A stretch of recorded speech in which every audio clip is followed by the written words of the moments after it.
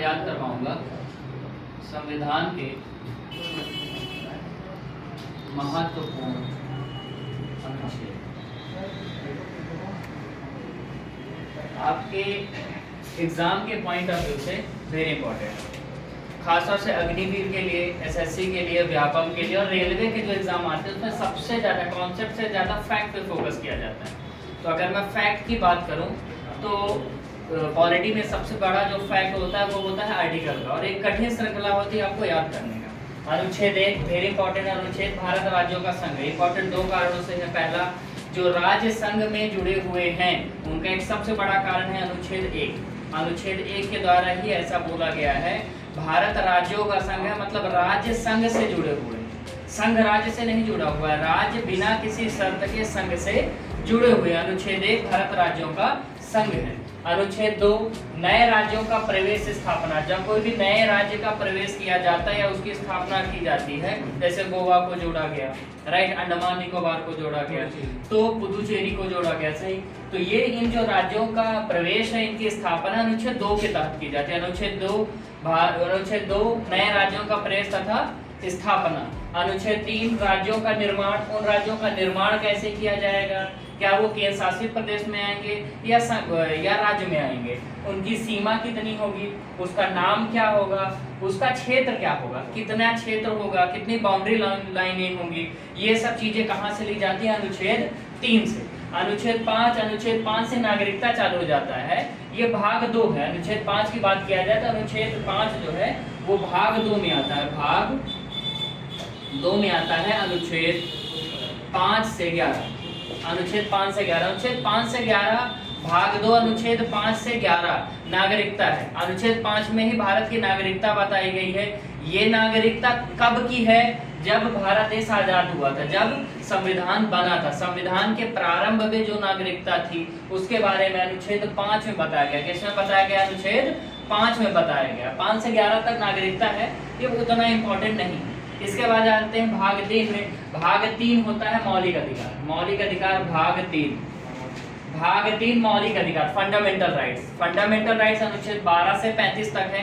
अनुच्छेद 12 राज्यों की परिभाषा दी गई, राज्यों के बारे में बताया गया, राज्यों की परिभाषा दी गई। अनुच्छेद 12 में राज्यों की परिभाषा दी गई है। अनुच्छेद 13 मूल अधिकारों को अल्पीकरण करने की शक्तियां। मतलब ऐसे समझो कि मौलिक अधिकार जैसे ही बना, तो मौलिक अधिकार बना देश के नागरिकों के लिए, राज्यों के नागरिकों के लिए, तो पहले क्या दे दिया गया, 12 से शुरू हुआ तो 12 में परिभाषा दे दी गई, राज्यों की परिभाषा दे दी गई। अनुच्छेद 13 मौलिक अधिकारों को अल्पीकरण करने की शक्तियां दी गई कि मौलिक अधिकारों को कब कब किस कंडीशन में कम किया जा सकता है, राइट। जैसे अगर इमरजेंसी लग जाए, आपातकाल के समय, तो आपातकाल के समय मौलिक अधिकारों को कम किया जाएगा, वो अगली क्लास में बताएंगे। तो अनुच्छेद 13 मौलिक अधिकारों को अल्पीकरण करने की शक्ति। अनुच्छेद 14 से चालू हो जाता है मौलिक अधिकार। तो अनुच्छेद 14 होता है समता का अधिकार, समता या समानता का अधिकार, अनुच्छेद 14 से 18।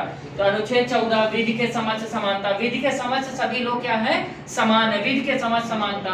अनुच्छेद 15 धर्म जाति लिंग जन्म स्थान के आधार पर विभेद नहीं किया जाएगा। किसी भी व्यक्ति को विशेष धर्म जाति लिंग जन्म स्थान के आधार पर उसको विभेद नहीं किया जाएगा, ये इंपॉर्टेंट है।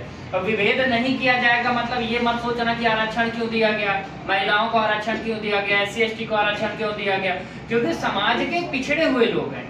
तो संविधान का मूल उद्देश्य है कि समाज के एक ऐसे स्तर पे उनको लेके आना जहां सामान्य जनजीवन जिया जा सके, सामान्य स्तर पर लाया जा सके। संविधान ये मानता कि ये अभी क्या है, पिछड़े हुए लोग हैं, तो चूंकि पिछड़े हुए लोग हैं इसीलिए हम इनको आरक्षण देके अपने सामान्य स्तर पर लाने का प्रयास करते हैं, राइट। अनुच्छेद 15 अनुच्छेद 16 है अवसर की समानता, सभी को समान अवसर दिया जाएगा, नौकरियों में सबको समान अवसर दिया जाएगा।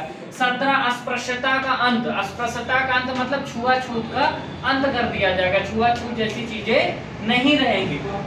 अनुच्छेद 18 उपाधियों का, क्या हुआ, अनुच्छेद 17 अस्पृश्यता का अंत, छुआछूत का अंत, अनुच्छेद 18 उपाधियों का अंत, शिक्षा और सेना, दो चीजों को छोड़ के, किसको, शिक्षा और सेना, शिक्षा और सेना 2 उपाधियों को छोड़ के बाकी सभी उपाधियों का अंत अनुच्छेद 18 के तहत होता है।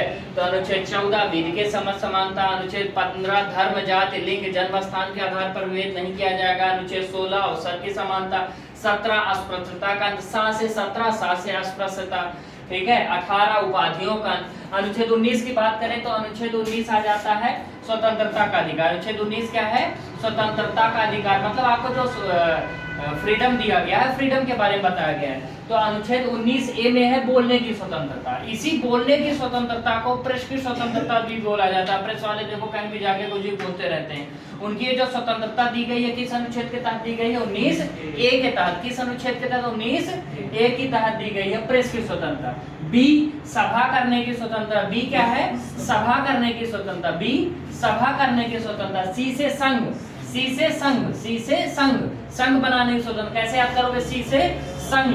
डी अनुच्छेद डी आवागमन की स्वतंत्रता, यानी डिस्टेंस की स्वतंत्रता। आप कोई भी डिस्टेंस दूरी, डिस्टेंस मतलब दूरी, कोई भी आप दूरी तय कर सकते हो। तो डी से डिस्टेंस यानी दूरी तय करने की स्वतंत्रता, यानी आवागमन की स्वतंत्रता। एफ ई आ गया, ई मतलब निवास करने की स्वतंत्रता। ई अनुच्छेद 19 निवास करने की स्वतंत्रता। ई निवास अब तो ऑनलाइन बनने लगा है ना, ई निवास, ई निवास याद रहेगा, ई निवास, ई निवास। अनुच्छेद एफ, एफ को फॉल्स, ऐसा समझो फॉल्स, फालतू हो गया ये, तो इसको हटा दिया गया। संपत्ति के अधिकार को हटा दिया गया। किस संविधान संशोधन तहत हटाया गया? वेरी इंपॉर्टेंट है, ये हटा गया 44वां संविधान संशोधन द्वारा। कानूनी अधिकार संविधान 44वां संविधान संशोधन द्वारा हटाकर इसे कानूनी अधिकार में जोड़ दिया गया, 300A में जोड़ा गया। किस में जोड़ा गया? 300A में। तो अब संपत्ति का अधिकार कौन सा अधिकार हो गया? कानूनी अधिकार हो गया। अनुच्छेद जी, जी मतलब जीएसटी, जी मतलब जीएसटी, तो व्यापार करने की स्वतंत्रता। व्यापार, जीएसटी क्या है? व्यापार है, तो व्यापार करने की स्वतंत्रता याद कर लो। ए बोलने की स्वतंत्रता, बी संघ बनाने की स्वतंत्रता, सॉरी सभा करने की स्वतंत्रता, सी से संघ बनाने की स्वतंत्रता, डी से डिस्टेंस यानी दूरी यानी आवागमन की स्वतंत्रता, ई से ई निवास, निवास करने की स्वतंत्रता, एफ से फालतू हो गया, खराब हो गया, ये तो संपत्ति का अधिकार था यार, ये तो खराब हो गया, ये खराब हो गया, तो अब क्या हो गया? कानूनी अधिकार हो गया। किस अनुच्छेद में हो गया? 300A में हो गया। एफ के बाद जी, जी यानी जीएसटी, व्यापार करने की स्वतंत्रता।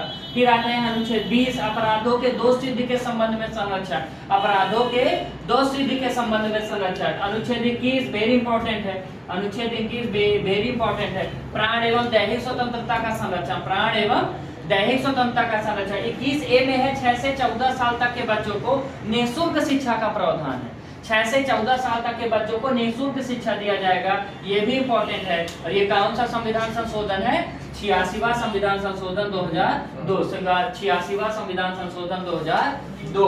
फिर आ जाते हैं अनुच्छेद 22 गिरफ्तारी निरोध में संरक्षण। जिन लोगों को गिरफ्तार किया जाता है, गिरफ्तारी करने का कारण बताना पड़ेगा, 24 घंटे के अंदर मजिस्ट्रेट के सामने पेश करना पड़ेगा, ये सब प्रावधान उसमें दिए गए हैं। तो अनुच्छेद 22 गिरफ्तारी तथा निरोध में संरक्षण। फिर आ जाता है शोषण के विरुद्ध अधिकार, अनुच्छेद 23। अनुच्छेद 23 है मानव के दुर्व्यापार और बालाश्रम का प्रतिषेध। पहले था कि मानवों को भी बेचा जाता था, इंसानों को भी बेचने की प्रथा थी, ठीक है, मंडियां लगा करती, बहुत सारे गुलाम आप पढ़े होंगे इतिहास में कि ये गुलाम है, गुलाम है। जैसे गुलाम वंश, दिल्ली सल्तनत को गुलाम वंश क्यों बोला जाता है? क्योंकि उसमें जितने राजा बने सब गुलाम ही तो बने हैं।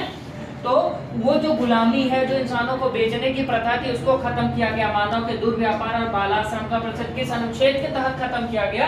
अनुच्छेद 23, अनुच्छेद 23। फिर आ जाते हैं अनुच्छेद 24 बालकों के नियोजन का प्रतिषेध, यानी नियोजन का प्रतिषेध किया गया।